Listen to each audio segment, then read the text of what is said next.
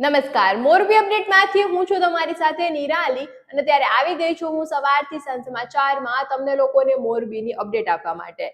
મોરબી મહાનગરપાલિકાની ગાર્ડન શાખા દ્વારા મોરબી શહેરની ગ્રીન સ્પેસ વધારવાના દ્રષ્ટિકોણથી વિવિધ નોંધપાત્ર કામગીરી હાથ ધરવામાં આવી રહી છે. તાજેતરમાં મોરબી શહેરના ગોકુલનગર વિસ્તારમાં નવા નિર્માણ પામેલા અર્બન હેલ્થ સેન્ટર નજીક સ્વસ્થ અને સુંદર પર્યાવરણીય વાતાવરણ ઊભું કરવા માટે વૃક્ષારોપણ અને ગાર્ડનની રૂપરેખા તૈયાર કરવામાં આવી છે, જેનાથી શહેરની જનતાને નયનરમ્ય અને આરામદાયક વાતાવરણ મળી રહેશે.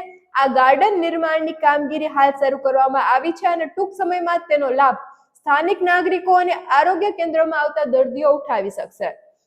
તેની સાથે સાથે મોરબીના વજેપર રેવન્યુ સર્વે નંબર 602 ની કરોડોની કિંમતની ખેતીની જમીન ગેરકાયદેસર રીતે વારસાઈ નોંધ કરાવી બાદમાં દસ્તાવેજ કરી અને પચાવી પાડવાના પ્રકરણમાં વધુ 2 આરોપીઓની ધરપકડ કરવામાં આવી છે અને આ બંને આરોપીને રિમાન્ડ ઉપર લેવાની તજવીજ હાથ ધરવામાં આવી હતી.